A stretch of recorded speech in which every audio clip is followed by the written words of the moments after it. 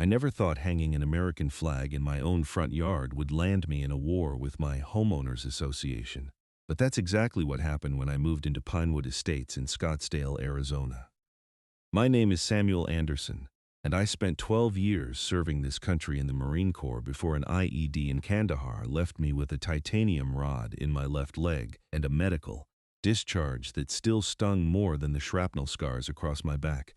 I came home in 2023, spent 2 years bouncing between VA hospitals and physical therapy sessions, and finally scraped together enough money with my disability benefits and savings to buy a modest 3-bedroom house in what seemed like a quiet, patriotic Arizona neighborhood. The flag went up on my second day in the house. It was a standard 3x5 American flag on a regulation flagpole, positioned in my front garden bed between 2 desert willows I planned to nurture back to health. I made sure it was lit at night, per flag code, and I treated it with the respect it deserved. Every evening at sunset, I'd stand on my front porch, leg aching from the day's activities, and watch Old Glory ripple in the dry Arizona breeze. For 3 weeks, everything was fine. My neighbors, an elderly couple named the Hendersons, waved when they saw me. The young family across the street invited me to their kid's birthday party. I was starting to feel like maybe, just maybe, I could build something resembling a normal life here. Then Patricia Donovan knocked on my door. It was a Tuesday morning in late March 2025, and I was working on my laptop, trying to finish an online certification course for project management.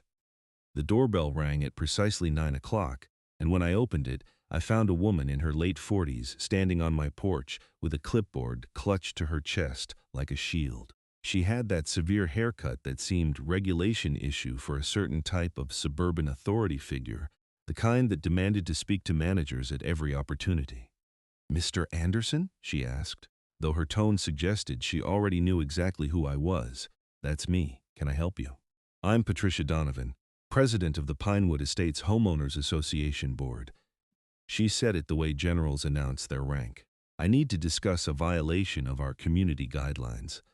My stomach dropped, though I couldn't imagine what I'd done wrong. I'd read through the entire HOA packet when I bought the house. "What violation?" "Your flagpole." She pointed at my American flag like it was an offensive lawn ornament. "It violates Section 12, subsection 4 of our community aesthetic guidelines. No flagpoles are permitted in front yards without prior written approval from the board." I stared at her, waiting for the punchline. "You're joking." "I certainly am not. The rules are quite clear, Mr. Anderson. You'll need to remove it within 72 hours, or else you'll face a fine of $100 per day until compliance is achieved." Something hot flared in my chest. "Madam, that's an American flag. I'm a disabled veteran. I have every legal right to display the flag on my property." Patricia's expression didn't change. "The Freedom to Display the American Flag Act has specific provisions, Mr. Anderson, and they don't override HOA authority when reasonable restrictions are in place. Our guidelines allow flags on house-mounted brackets only, not freestanding poles. You're welcome to move your flag to a bracket on your house facade." "The Act says HOAs can't prohibit flag display," I countered, feeling my Marine training kick in. "I've read the law. It says we can't prohibit it. It doesn't say we can't regulate the manner of display. This is about community standards and property values, not patriotism." She pulled a form from her clipboard and thrust it at me. "Here's your official notice. 72 hours, Mr. Anderson. Good day." She turned and walked back to her white Lexus SUV parked at the curb, leaving me holding the notice and seething. I spent the next hour on the phone with a veterans advocacy group and a lawyer who specialized in HOA disputes. The lawyer, a tired-sounding man named Greg Morrison, gave me the unfortunate news that Patricia was technically correct about the legal nuances. The Freedom to Display the American Flag Act protects your right to display the flag, but courts have upheld HOA authority to impose reasonable time, place, and manner restrictions, he explained. Some HOAs have lost these fights, especially against veterans, but it's not a guaranteed win. You could fight it, but you're looking at thousands in legal fees and months of litigation. So what do I do? You could comply and move it to a wall bracket, or you could refuse and prepare for a long fight. Sometimes bad press helps more than lawyers in these situations. I thanked him and hung up, staring at my flag through the front window. The idea of backing down made my blood boil. I'd taken an oath to defend this country, had left pieces of myself in the Afghan desert doing exactly that, and now some clipboard-wielding HOA tyrant was telling me I couldn't honor that.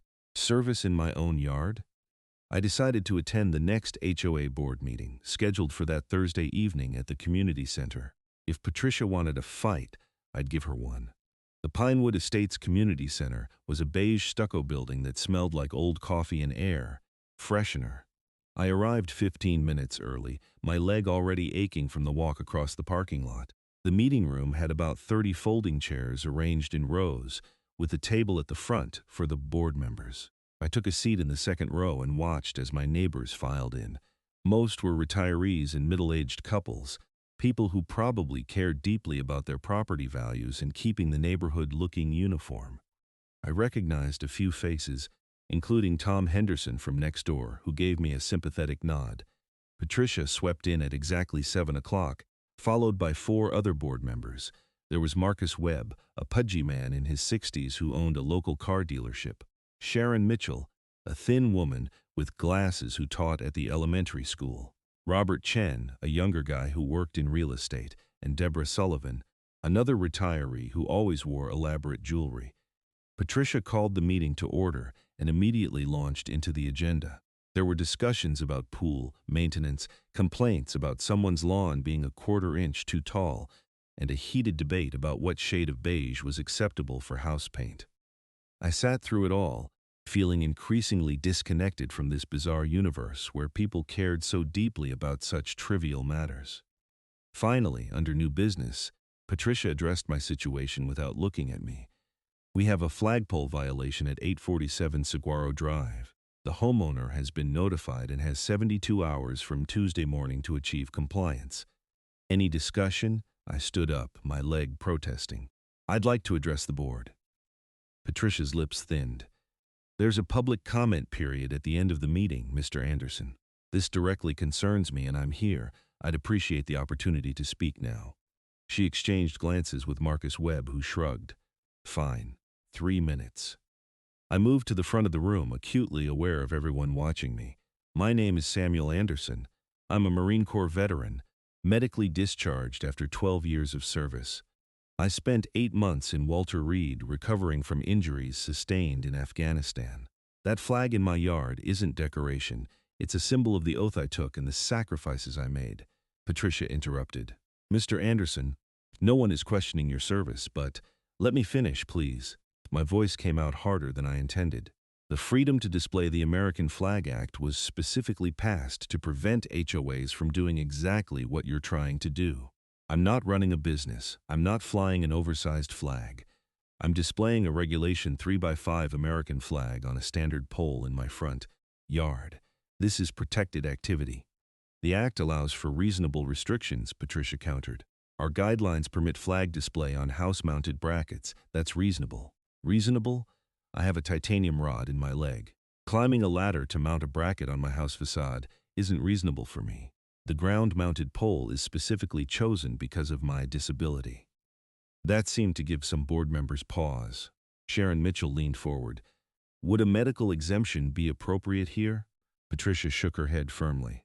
Our guidelines don't have provisions for medical exemptions to aesthetic standards. If we make an exception for Mr. Anderson, we'll have to make exceptions for everyone. That's a slippery slope fallacy, I said. This is a specific circumstance involving a disabled veteran's right to display the American flag. You're not going to be flooded with similar requests. Marcus Webb spoke up, his voice carrying a businessman's pragmatism. Look, son, we appreciate your service, we really do. But rules are rules. If we start bending them for every hard luck story, the whole system falls apart. Property values depend on consistency. Hard luck story, the words came out cold. Is that what you think this is? That came out wrong. Marcus backpedaled. I just meant I know what you meant. My service and disability are inconvenient to your property values. Got it. I turned to address the room. Is this really what this community stands for? Harassing a disabled veteran over an American flag. Tom Henderson stood up from his seat. I think Sam's got a point. This seems excessive. A few other voices murmured agreement, but Patricia banged her gavel. "Order, please. The board has made its decision. The violation notice stands. Mr. Anderson has 58 hours remaining to comply. Next item on the agenda."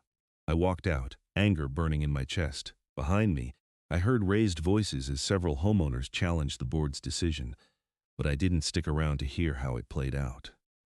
The next morning, I woke up to find a complaint card tucked into my front door. Someone had reported me for having my trash cans visible from the street 15 minutes before the allowed time. Then another notice arrived about my lawn, claiming the grass was unevenly cut. Both violations carried $50 fines. Patricia was retaliating, and she wasn't being subtle about it. I spent Wednesday documenting everything. I took photos of my flag, my property, and the increasingly petty violation notices that kept appearing. I photographed my neighbor's trash cans, which were out at the same time as mine. I measured lawn heights across the neighborhood, finding several that were longer than mine. I was building a case, though I wasn't sure yet what I'd do with it. Thursday morning brought another knock on my door. This time it was Tom Henderson holding a casserole dish. "My wife thought you might like some lasagna," he said. "Also, wanted to let you know you've got support in the neighborhood. Patricia's on a power trip, and a lot of folks are getting tired of it." I invited him in, grateful for the gesture. Tom was 73, a retired electrician who'd lived in Pinewood Estates since the development was built in 2008. "She's been getting worse the past 2 years," he explained, settling into my living room chair. "Started with little things, enforcing paint colors and lawn maintenance. But lately it's like she's looking for violations. Last month she fined the Rodriguezes because their daughter's birthday party decoration stayed up 2 days after the party. They're good people, but she hit them with $300 in fines. Why hasn't anyone challenged her? People have tried. She's got Marcus and Deborah in her pocket, and that gives her a majority on the board. Robert and Sharon sometimes push back, but they get outvoted. There's supposed to be an election in June, but Patricia controls the nomination process. Sounds like a dictatorship." Tom nodded grimly. "That's not far off. Look, I don't know what you're planning, but if you need someone to back you up, you've got my number." After he left, I sat at my kitchen table and thought about my options. I could comply, move my flag to a wall bracket, and let Patricia win. I could keep fighting through proper channels, racking up fines while the board stonewalled me. Or I could do something that might actually create change. I pulled out my phone and started searching for local news stations. KFO CBS 5 in Phoenix had a consumer advocacy segment called Help Me Howard that specialized in David versus Goliath stories. I sent them an email with my story, attaching photos of my flag, my DD-214 discharge papers, and the violation notices. I didn't expect Meechmek. Probably they got hundreds of similar complaints every week. They called me back in 2 hours. "Mr. Anderson, this is Rachel Zhang from CBS 5. I got your email about the HOA situation. I'd like to run this story. When can we schedule an interview?" My heart rate picked up. "Seriously, you want to cover this? HOA overreach against a disabled veteran over an American flag? That's exactly the kind of story our viewers care about. Plus, we've gotten other complaints about Pinewood Estates. Your HOA might have a pattern of aggressive enforcement." We scheduled the interview for Friday morning. Rachel arrived with a cameraman named Steve, and they spent an hour filming my flag, my house, and an interview on my front porch. "Tell me what happened," Rachel prompted, the camera rolling. I walked her through the entire timeline, from Patricia's first visit to the escalating violations. I showed her the notices, explained the legal gray area around the freedom to display the American Flag Act, and talked about what the flag meant to me. "I didn't come home from Afghanistan to have someone tell me I can't honor my service," I said, surprised by the emotion in my voice. "This flag represents every Marine I served with, including the ones who didn't come home. It's not about property values or aesthetic guidelines. It's about respect." Rachel asked tough questions, giving me opportunities to address the HOA's perspective. "They say they're just enforcing consistent standards. What's your response?" Consistency is one thing. Common sense is another. When you're fining a disabled veteran over an American flag while ignoring actual violations around the neighborhood, that's not about standards. That's about power. After the interview, Rachel told me the story would air on the Monday evening news. I'm also going to reach out to your HOA board for comment. Fair warning, this might make things worse before they get better. They're already fining me for phantom violations. How much worse can it get? I found out Saturday morning when I discovered a formal legal letter taped to my door. The HOA was filing a lien against my property for unpaid fines totaling $800 and demanding immediate compliance with all violations. They'd inflated the fines by claiming I'd violated multiple provisions, some of which I'd never even been notified about. I called Greg Morrison, the HOA lawyer, who reviewed the letter and whistled low. They're playing hardball. These fines are aggressive, and some of these violations look made up. The trash can thing is legitimate per your CC&Rs, but this one about non-approved garden decorations is vague enough to be challenged. What happens if I don't pay? Eventually they can foreclose on your house. It's unlikely to get that far, but HOAs do have that power. You signed away a lot of rights when you bought into the community. The weight of the situation settled over me. I'd bought this house as a fresh start, a place to rebuild my life after everything the war had taken from me. Now I was facing the possibility of losing it over a flag. Sunday was quiet, the calm before the storm. I spent the day cleaning my house and preparing for whatever fallout would come from the news story. Part of me wondered if I was making a mistake, if I should just back down and avoid the conflict. But every time I looked at that flag, I remembered why I was fighting. Monday morning, my phone started ringing at 6 a.m. It was veterans advocacy groups, other news stations, and neighbors calling to express support. Word had leaked that CBS 5 was running a story, and suddenly everyone wanted a piece of it. The story aired at 5 p.m.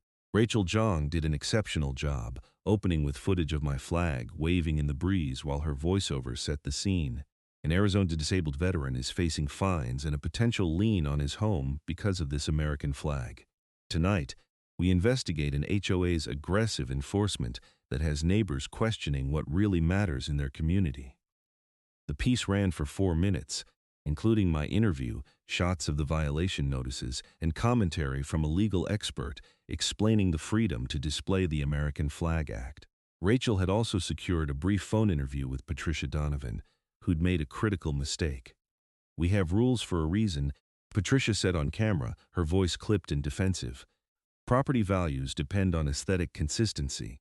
Mr. Anderson can display his flag on a house bracket like everyone else. His military service, while appreciated, doesn't exempt him from following the same rules as every other homeowner." The way she said, "while appreciated," dripped with insincerity, and I could practically hear viewers recoiling. Rachel followed up with Patricia's comment by showing footage of other homes in the neighborhood with various violations that apparently weren't being enforced, including a house 2 streets over with an oversized political sign and another with a decorative fountain that exceeded height restrictions. The story ended with Rachel standing in front of my house. The HO board meets again this Thursday. Neighbors tell us they're planning to attend in force to demand answers. For now, Samuel Anderson's flag still flies, but the question remains, should a disabled veteran have to fight this hard to honor his service? My phone exploded. Calls, texts, social media messages from people I hadn't talked to in years. Other veterans reached out to express support. Local veterans organizations offered to send representatives to Thursday's board meeting. One retired Marine officer named Colonel Dennis Pritchard, who lived in nearby Tempe, called personally to say he'd be attending the meeting in full dress uniform. But the most surprising call came from a lawyer named Jennifer Castaño, who specialized in civil rights cases. "Mr. Anderson, I saw your story. I'd like to represent you pro bono if you're interested in taking legal action. What the HOA is doing violates both the spirit and letter of the Freedom to Display the American Flag Act, and I think we can make a strong case that they're retaliating against you for exercising protected rights." Pro bono means free, right? Correct. I'm a Navy veteran myself, and this kind of thing infuriates me. Plus, honestly, the publicity from winning this case would be good for my practice. It's a win-win. I agreed immediately, and Jennifer said she'd file an emergency injunction to stop the HOA from collecting fines or placing a lien while the case moved forward. Tuesday brought national attention. Fox News picked up the story, then CNN, then various online publications. HOA targets disabled veteran over American flag became a trending headline, and suddenly Pinewood Estates was infamous. The HOA's social media pages were flooded with angry comments. Someone created a Facebook group called Support Samuel Anderson that gained 3,000 members in 24 hours. Local veterans groups announced they were organizing a demonstration outside the Thursday board meeting. Patricia tried to do damage control, sending an email to all Pinewood Estates residents that only made things worse. Residents, it began. Recent media coverage has misrepresented the board's position regarding a flagpole violation. Our community standards exist to protect everyone's property values and maintain the beautiful neighborhood we all enjoy. The homeowner in question was offered a reasonable accommodation to display his flag on a house-mounted bracket, but has chosen to create a media spectacle instead. The board stands by its enforcement of our community guidelines and will not be bullied by outside pressure.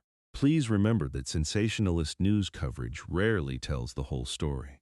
The email leaked immediately, and news outlets pounced on the phrase media spectacle. Rachel Zhang did a follow-up story Tuesday evening featuring interviews with neighbors who contradicted Patricia's claims.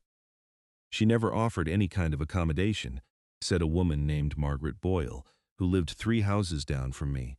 "She showed up with a violation notice and threatened fines. That's not offering options, that's issuing ultimatums." Tom Henderson appeared on camera too. "I've watched this board become increasingly aggressive over petty issues while ignoring real problems. We've got potholes that haven't been fixed in 2 years, a community pool that needs repairs, and they're spending their time harassing a veteran over a flag. It's shameful." Wednesday morning, I found something unexpected in my mailbox. Letters of support from neighbors, along with donations totaling over $400 to help with my fines. Notes attached said things like "Thank you for your service" and "Don't back down," and "This neighborhood needs to remember its values." I was overwhelmed. I'd moved here expecting to be just another anonymous resident, and instead I'd become the center of a community battle that was revealing deep fractures in Pinewood Estates' social fabric. Jennifer called with good news. The injunction was granted. The HOA can't collect those fines or file a lien while the case is pending. Also, I'm filing a formal complaint with the Arizona Department of Real Estate, which oversees HOA licensing. The pattern of retaliatory fines you've documented could get them in serious regulatory trouble. Thursday arrived with the weight of expectation. The board meeting was scheduled for 7 p.m., and by 5 o'clock news vans were setting up in the community center parking lot. Veterans in uniform started gathering, some carrying American flags. I counted at least 50 people, many of whom I'd never met. Colonel Pritchard found me in the crowd, shaking my hand firmly. "Son, you've stirred up quite a hornet's nest. Good. These petty tyrants need to be reminded who they serve." Inside the community center, every seat was filled by 6:30, with people standing along the walls and spilling into the hallway. The fire marshal showed up, looking concerned about capacity, but ultimately allowed it given the public interest. Patricia and the board members arrived at 6:45, looking shell-shocked. They'd expected a normal meeting, maybe with a few extra attendees. Instead, they were walking into something that resembled a town hall uprising, complete with news cameras and a standing room-only crowd. Patricia tried to call the meeting to order at 7, but the noise level made it impossible. She banged her gavel repeatedly until finally the crowd settled into a tense quiet. "This meeting will proceed according to our standard agenda," she announced, her voice shaky. "We will not be responding to media questions or deviating from established procedures." "Point of order." Tom Henderson stood up, holding a copy of the HOA bylaws. "According to Section 7 of our governing documents, homeowners can petition for special agenda items with 48 hours notice. I submitted a petition signed by 63 residents on Tuesday, requesting that the board address the flagpole situation and enforcement policies. That petition should take priority." Patricia's face reddened. "That petition was not properly formatted according to—" "It was properly formatted," interrupted Robert Chen, the younger board member. "I reviewed it myself. We need to address this, Patricia." The crowd murmured approval. Patricia looked to Marcus Webb for support, but he was staring at his phone with an odd expression. He leaned over and whispered something to Patricia, whose face went pale. "We're going to take a 5-minute recess," Patricia announced abruptly, and the board filed into a side room. The crowd buzzed with speculation. Rachel Zhang worked the room, interviewing attendees. Colonel Pritchard stood near me, arms crossed, looking like he was preparing for battle. When the board returned 10 minutes later, something had clearly changed. Marcus Webb looked grim, Sharon Mitchell appeared to have been crying, and Patricia's composure had cracked completely. Robert Chen spoke first. "Before we proceed, I need to announce my resignation from the board, effective immediately. I can't in good conscience continue to support enforcement actions that I believe are legally and morally wrong. Mr. Anderson should not have been cited for his flag, and the retaliatory fines are indefensible." The room erupted in applause. Patricia tried to regain control. "Robert, you can't just resign in the middle of a meeting." "I absolutely can, and I am. Furthermore, I've filed a formal complaint with our HOA management company regarding multiple violations of our fiduciary duties as board members." He stood and walked out, leaving his seat empty. Sharon Mitchell spoke next, her voice trembling. "I'm resigning as well. This has gone too far. I became a board member to help our community, not to harass veterans or rack up petty fines. I'm sorry, Mr. Anderson. This should never have happened." She left too, and suddenly the board was down to 3 members, Patricia, Marcus, and Deborah Sullivan. Marcus cleared his throat. "I've been in contact with our HOA's insurance company and legal counsel. We've been informed that continuing this enforcement action could expose the association to significant legal liability. The insurance won't cover civil rights violations or retaliatory actions. In light of that, I move that we rescind all fines and violations against Mr. Anderson and formally apologize." Deborah seconded the motion before Patricia could respond. "This is absurd," Patricia sputtered. "We have rules. We have standards. We also have laws," Marcus interrupted. "Federal laws that protect flag display, disability rights laws that require reasonable accommodation, and civil rights protections against retaliation. Our attorney was very clear. We're on the wrong side of this, and continuing will bankrupt the HOA through legal fees and potential damages." "I vote no," Patricia said firmly. "I vote yes," said Marcus. "Yes," said Deborah. "Motion carries," Marcus announced. "All violations and fines against Samuel Anderson are hereby rescinded and expunged from his record. The board issues a formal apology for the distress caused. Furthermore, I move that we suspend all front yard flagpole restrictions and form a committee to review our enforcement policies." This motion also passed 2-1 with Patricia voting no. The crowd cheered, but Patricia wasn't done. "You're all cowards, caving to media pressure and mob mentality. This association needs strong leadership to maintain standards, and clearly I'm the only one willing to provide it." "No, Patricia," said a voice from the crowd. It was Margaret Boyle. "You're not a strong leader. You're a bully who's been using this board to push people around. We're done with it." Others joined in, sharing their own stories of aggressive fines, arbitrary enforcement, and Patricia's increasing authoritarianism. One man described being fined $300 because his mailbox was the wrong shade of black. A woman talked about being threatened with legal action over a garden gnome. Marcus Webb held up his hands for quiet. "I hear you all, and I acknowledge we've lost our way. Patricia, I think it's time for you to consider stepping down as president." "Absolutely not. You'll have to vote me out."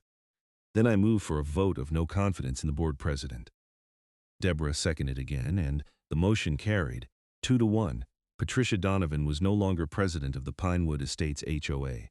She stood abruptly, her face crimson. "You'll regret this. All of you.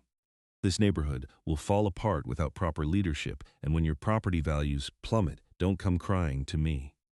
"Actually, Patricia," Marcus said quietly, "property values are more likely to suffer from the reputation you've created. We're a national news story about HOA overreach. That's not good for anyone's home value." Patricia grabbed her purse and stormed out, leaving the meeting in chaos. Marcus took over as acting president and spent the next hour fielding questions, promising reform, and trying to restore order. He acknowledged that the board had strayed from its purpose of serving the community and had become focused on control for its own sake. "We're going to establish new procedures," he promised. "Transparent enforcement, reasonable accommodations, and a focus on real issues that matter to our neighborhood. I'm also moving up the board elections to next month so we can get fresh perspectives and restore community trust. When the meeting finally ended at 10 p.m., I was swarmed by well-wishers, fellow veterans, and neighbors offering congratulations. Rachel Zhang interviewed me for the 11 o'clock news. "How do you feel about tonight's outcome?" she asked. "Relieved," I admitted, but also sad that it took all this to get here. A simple conversation, a bit of understanding, could have prevented everything. Instead, it became a fight that nobody needed. What's your message to other veterans or homeowners facing similar situations? Don't back down when you're right. Yes, it's exhausting and stressful, but there are people who will support you. Laws exist to protect your rights, and communities are stronger when they remember what actually matters: taking care of each other, not enforcing arbitrary rules. The story went viral that night. News outlets across the country covered the board meeting meltdown, focusing on the resignations and Patricia's dramatic exit. Social media turned Patricia into a symbol of HOA overreach, with memes and commentary spreading everywhere. Friday morning brought an unexpected development. An investigative reporter from the Arizona Republic called me with questions about the HOA's finances. "Mr. Anderson, we've been looking into Pinewood Estates' public filings. There are some irregularities in how fines were being assessed and where that money was going. Would you be willing to share your violation notices?" I forwarded everything I had, and the reporter, a woman named Linda Huang, said she'd be in touch. The following Tuesday, the Arizona Republic published a bombshell investigation. Linda had uncovered that Patricia Donovan had been systematically over-collecting fines and diverting some of the money through a management company she partly owned. It wasn't a huge amount, maybe $15,000 over 2 years, but it was embezzlement. The article detailed how Patricia had ramped up enforcement, not to protect property values, but to generate revenue that she was siphoning off. The violations against me weren't about the flag. They were about establishing a precedent that would let her continue aggressive fine collection. Within hours, the Scottsdale Police Department announced they were opening an investigation. The Arizona Department of Real Estate suspended the HOA management company's license pending review, and Patricia Donovan hired a criminal defense attorney. I watched it all unfold with a mixture of vindication and disbelief. What started as a fight over a flag had exposed genuine corruption. The next Pinewood Estates board meeting, held a week later without Patricia, was remarkably civil. Marcus Webb announced that the association would be hiring an independent auditor to review all finances and that they'd be implementing new oversight procedures. He also formally apologized to me in front of the community. "Mr. Anderson, on behalf of the Pinewood Estates Homeowners Association, I want to offer our sincere apologies for the treatment you received. Your service to our country deserves honor, not harassment. Your flag is welcome here, and we're grateful to have you as part of our community." The room applauded, and several people came up afterward to shake my hand. The board elections were held in early May, and the results reflected the community's desire for change. 3 new members were elected, including Tom Henderson and Margaret Boyle, who ran on platforms of reasonable enforcement and community engagement. Marcus Webb was retained, providing continuity, and they added a 5th member, a younger woman named Lisa Hoffman, who worked in nonprofit management. Their first action was to revise the HOA guidelines, explicitly protecting flag display rights and establishing an appeals process for violations. They also implemented a policy requiring all enforcement actions to be reviewed by at least 2 board members before notices were issued, preventing any single person from wielding unchecked power. In June, Patricia Donovan was indicted on 3 counts of theft and 1 count of fraud. The case wouldn't go to trial until later in the year, but her attorney was already discussing plea agreements. Watching her perp walk on the evening news felt surreal. This woman, who'd shown up at my door with a clipboard and attitude, was now facing criminal charges because her abuse of power had finally caught up with her. Jennifer Castaño, my attorney, called to let me know that the HOA had agreed to settle any potential civil claims. They're offering to cover your legal fees, issue a formal written apology, and make a $5,000 donation to a veterans charity of your choice. It's a good offer, and I recommend accepting it. I agreed, designating the donation to a local organization that helped homeless veterans find housing. It seemed appropriate. Life slowly returned to normal, or at least a new normal. My flag still flew in my front yard, lit every night, and I never got tired of seeing it. Neighbors who I'd never met before now stopped to chat when I was outside. The Hendersons invited me to weekly dinners. Margaret Boyle recruited me for a neighborhood cleanup day, and I found myself actually enjoying being part of the community. The national news coverage faded, but the story lived on in HOA reform circles. I started getting invited to speak at community meetings and conferences about property rights and HOA governance.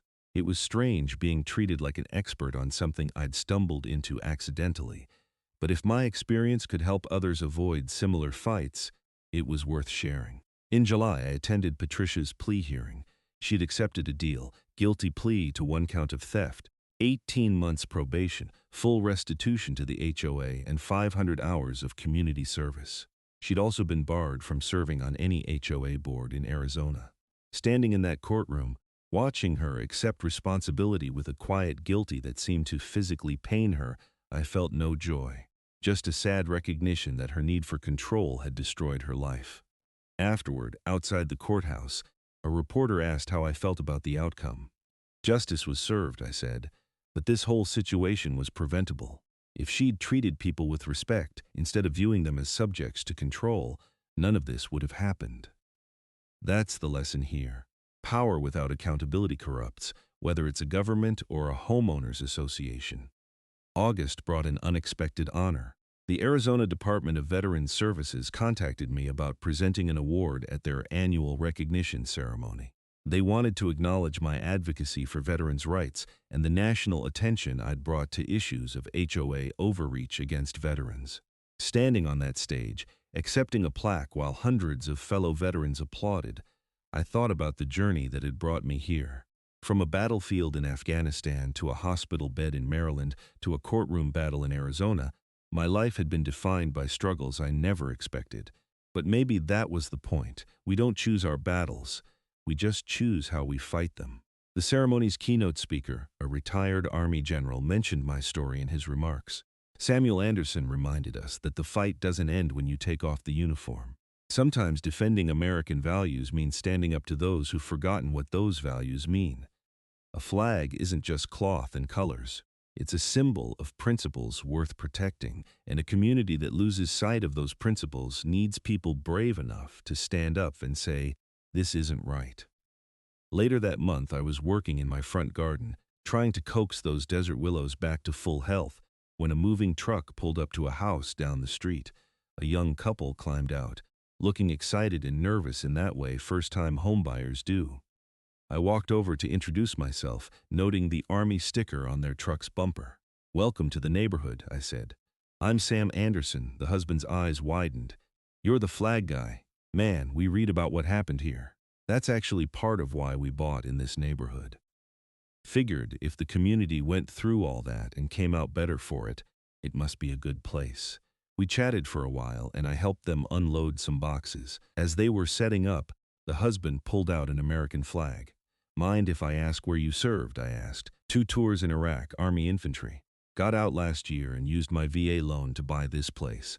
We were worried about HOA restrictions on the flag, but our realtor said the rules changed recently. They did. You're good to fly it however you want." He grinned. "Good. This flag means a lot to us." "I know exactly what you mean." As fall approached, the new HOA board had transformed the community atmosphere. They organized neighborhood events, a 4th of July block party, a back-to-school barbecue, and a Veterans Day ceremony held right on our street. What had been a sterile, rule-obsessed neighborhood was becoming an actual community. Tom Henderson, now serving as board vice president, stopped by one evening with news. The audit came back clean after Patricia's theft was accounted for. We recovered most of the money, and the insurance covered the rest. We're actually in good financial shape. That's great. Better than that, we're using some of the reserve funds to make real improvements. Fixing those potholes, renovating the pool, updating the playground. You know, things that actually matter. We sat on my porch, watching the sun set over the Arizona desert, my flag rippling in the evening breeze. "Can I ask you something?" Tom said. When Patricia first came to your door, did you think it would turn into all this? Not even close. I thought maybe there'd be a fight, some back and forth, but nothing like what happened. Sometimes small things snowball. Well, I'm glad you didn't back down. This neighborhood needed a wake-up call. In September, I started taking online classes toward a bachelor's degree in public administration. The whole HOA experience had sparked an interest in governance and community management. Maybe I could turn this into something positive, help other communities avoid the dysfunction that had plagued Pinewood Estates. One evening, while working on an essay about checks and balances in local government, I got an email from Rachel Zhang. Hi Sam. I wanted to let you know that our series on HOA reform won a regional Emmy for investigative journalism. Your story was the centerpiece. Thank you for trusting me with it and for being willing to speak out. You made a real difference. I wrote back congratulating her, but her words stuck with me, making a difference. That's all any of us really want, isn't it? To feel like our struggles mean something, that we're leaving things better than we found them. October brought the one-year anniversary of my moving into Pinewood Estates. The neighborhood organized a surprise celebration, claiming it was a general community event, but really focusing on thanking me. There were speeches and a cake, and someone had made a photo collage showing the progression from the first news story to Patricia's indictment to the new board taking office. Margaret Boyle presented me with a handmade quilt featuring an American flag pattern. We all contributed squares, she explained. 43 families participated. We wanted you to know how much your courage meant to us. I was genuinely moved, struggling to find words. I just wanted to fly my flag. You all turned it into something bigger. No, Tom Henderson corrected. You stood up when it mattered. We just backed you up. That's how communities are supposed to work. Looking around at my neighbors, many of whom had become genuine friends, I realized how different this scene was from what I'd imagined a year ago. I'd expected to live quietly, anonymously, keeping to myself while I figured out civilian life. Instead, I'd found myself at the center of a controversy that revealed what people truly valued. In November, I attended a veterans advocacy conference in Washington, D.C., where I was invited to speak on a panel about legal protections for service members. Sharing a stage with attorneys, legislators, and other veterans who'd faced HOA issues, I realized this problem was far more widespread than I'd known. The Freedom to Display the American Flag Act was a good start, one attorney explained, but it has loopholes that HOAs exploit. We need stronger protections and clearer language about what constitutes reasonable restrictions.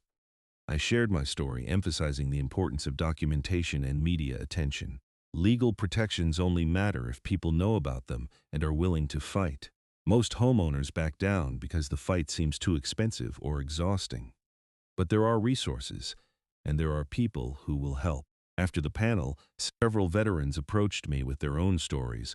One man from Florida was fighting his HOA over a service dog. A woman from Texas had been cited for parking her wheelchair van in her own driveway because it exceeded height restrictions. Each story reinforced that Patricia Donovan wasn't an isolated case. She was just one example of a systemic problem. Back in Scottsdale, December brought the HOA's annual meeting, now under new management. The difference was stark. Where Patricia had ruled with an iron fist and predetermined agendas, the new board actually listened. They presented budgets transparently, took questions seriously, and voted on issues after genuine discussion. One item on the agenda made me smile. A proposal to install a proper memorial flagpole in the community center's courtyard, dedicated to Pinewood Estates residents who'd served in the military. The board had researched proper protocols, consulted with veterans groups, and designed something truly meaningful. We'd like Samuel Anderson to help dedicate it, Marcus Webb announced, if he's willing. I was, and the dedication ceremony was scheduled for Memorial Day 2026. As winter settled over Arizona, bringing cooler temperatures and clearer skies, I found myself reflecting on everything that had happened. A year ago, I'd been angry, fighting just to keep my flag flying. Now I was part of a transformed community, speaking at conferences, helping other veterans navigate similar battles, and actually looking forward to the future. My leg still ached, especially when the temperature dropped. The memories of Afghanistan still woke me up some nights, phantom sounds of explosions echoing in my ears. But I'd found a new mission, a new way to serve. If my experience could help even one other veteran avoid what I'd gone through, the whole fight was worth it. In January 2026, Patricia Donovan completed her community service hours at a homeless shelter, a detail that made the local news one final time. I felt no satisfaction seeing her reduced to this, just a vague sadness that someone so capable had wasted her talents on petty tyranny instead of genuine service. The new semester brought new classes and new challenges. I was maintaining a solid GPA while also volunteering with a veterans advocacy group that helped service members navigate HOA disputes.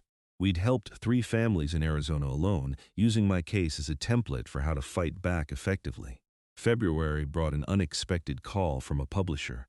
"Mr. Anderson, we'd like to discuss a book deal. Your story resonates with a lot of Americans who feel powerless against bureaucratic overreach. A detailed account of what happened, combined with practical advice for others facing similar situations, could be really valuable." I promised to think about it. The idea of reliving everything in book form was exhausting, but if it could help people, maybe it was worth considering. March arrived with warming temperatures and the promise of spring. My desert willows, nursed through a year of careful attention, finally bloomed with beautiful purple flowers. It felt symbolic somehow, this renewal and growth after a period of struggle. The Pinewood Estates community was thriving in ways that would have seemed impossible a year ago. Crime was down, not because of aggressive HOA enforcement, but because neighbors actually knew and looked out for each other. Property values had increased, not from uniform paint colors, but from positive publicity about the community's transformation. April brought the board elections again, and the reform candidates won decisively. The community had learned its lesson about the dangers of unchecked authority. The new board immediately implemented term limits and rotating leadership to prevent any single person from accumulating too much power. As Memorial Day approached, preparations for the flagpole dedication intensified. The board had commissioned a beautiful monument, a 20-foot flagpole on a granite base engraved with the names of every Pinewood Estates resident who'd served in the military. My name was there, along with Tom Henderson's from his Navy service in Vietnam and 17 other veterans from our small neighborhood. The ceremony was scheduled for May 26th, the day after Memorial Day itself, to allow for a full community celebration rather than a somber memorial. The morning dawned clear and warm, perfect Arizona spring weather. Over 200 people gathered in the community center courtyard, far more than lived in Pinewood Estates itself. Veterans groups sent representatives. Rachel Zhang attended with a camera crew, documenting the positive conclusion to the story she'd broken 14 months earlier. Colonel Pritchard, the Marine officer who'd attended that crucial board meeting in dress uniform, was invited to speak. "I've served this country for 32 years, he said, his voice carrying across the assembled crowd. "I've seen courage in combat, sacrifice in the face of overwhelming odds, and heroism in the darkest moments. But I've also seen a different kind of courage, the courage to stand up in your own community and say this is wrong." Samuel Anderson displayed that courage, and this community found its own courage to change. That's what this flag represents, not just the country we serve, but the principles we defend. When it was my turn to speak, I looked out at the crowd and saw neighbors who'd become friends, fellow veterans who'd shared their own struggles, and community members who'd rediscovered what it meant to care about something larger than property values. "A year and a half ago, I planted a flagpole in my front yard," I began. "I thought it was a simple thing, a private gesture to honor my service and remember the people I served with. I never imagined it would become a community battle or a national news story. But looking back, I'm grateful it did, because it revealed what really matters." I gestured to the memorial flagpole behind me. "This flag doesn't fly because some rule says it's allowed. It flies because this community decided that honoring service, respecting sacrifice, and remembering our values is more important than enforcing arbitrary restrictions. That's the America I fought for. That's the America worth believing in." Tom Henderson and I raised the flag together, a beautiful 6x10 garrison flag that caught the breeze and unfurled dramatically. The crowd stood in respectful silence as a bugler played taps, the mournful notes echoing across the courtyard. Afterward, the community center hosted a barbecue, and the atmosphere was joyful rather than solemn. Children played, neighbors chatted, and veterans swapped stories. It felt like what community was supposed to feel like. People connected by shared values and mutual respect, not controlled by fear of fines and violations. Rachel Zhang pulled me aside for a final interview. How does it feel seeing how far this community has come? Honestly, it's surreal. I moved here expecting to be anonymous, and instead I ended up at the center of something that changed everything. But I wouldn't change it. This community is better now, and if my stubbornness helped make that happen, I'm proud of it. What's next for you? Finishing my degree, continuing to help other veterans facing similar issues, and maybe writing that book. But mostly just living my life here, being part of this community, and making sure we don't forget the lessons we learned. As the sun set that evening, I stood in my front yard, looking at my flag illuminated against the darkening sky. The same flag that had caused so much controversy now flew peacefully, joined by dozens of others throughout the neighborhood as residents honored Memorial Day in their own ways. My phone buzzed with a text from Jennifer Castaño, saw the news coverage of the ceremony. Beautiful ending to a difficult fight. Proud to have been part of it, I wrote back. Thank you for everything. Couldn't have done it without you. But standing there, flag waving above me and community thriving around me, I knew it wasn't really about me. It was about all of us, the neighbors who supported me, the veterans who shared their stories, the lawyers who fought for principle over profit, and even the board members who'd found the courage to admit their mistakes and make changes. Patricia Donovan had tried to make Pinewood Estates into her personal fiefdom, where rules mattered more than people and control was the highest virtue. Instead, her overreach had sparked a transformation that made the community stronger, more connected, and more purposeful. The fight over my flag had never really been about the flag at all. It was about whether we'd let fear and pettiness govern our lives or whether we'd stand up for the principles that actually matter: respect, dignity, service, and community. Looking around at my neighborhood, seeing families gathered on porches and children playing in yards and veterans' flags flying proudly, I knew we'd chosen the right path. It hadn't been easy, and there were moments when backing down seemed like the simpler option. But some fights are worth having, not because you want conflict, but because the alternative is accepting something fundamentally wrong. I'd planted a flagpole to honor my service and remember the sacrifices made by better Marines than me.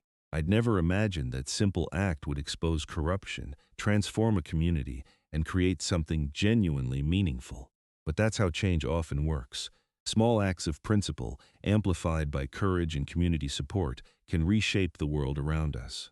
The titanium rod in my leg would always be there, a reminder of the price of service. The scars across my back would never fully fade.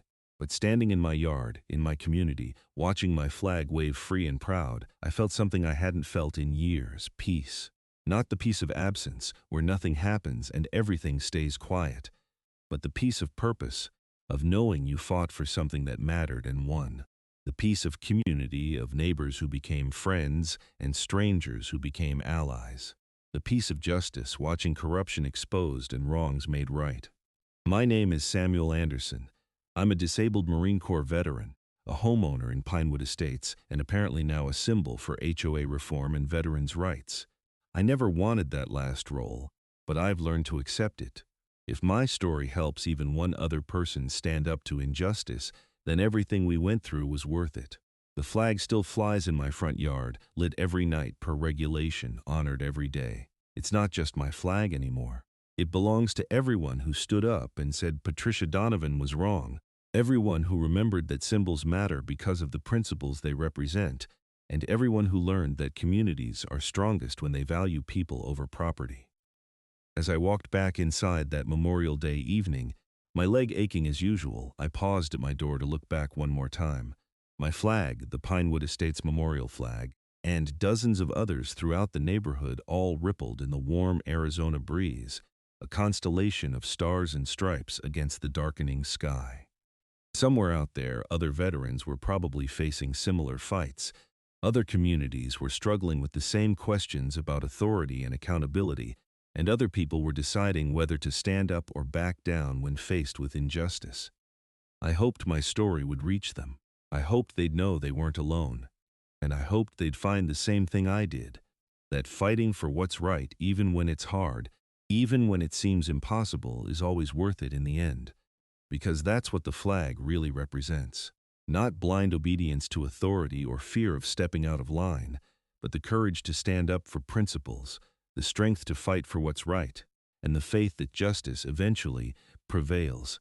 Patricia Donovan learned that lesson the hard way. Pinewood Estates learned it through struggle and transformation, and I learned it by planting a flagpole in my front yard and refusing to back down. When someone told me I couldn't honor my service, the fight was over, the flag still flew, and the community, against all odds, was better for everything we'd been through. That's all any veteran really wants, to serve something larger than ourselves and leave things better than we found them. Mission accomplished.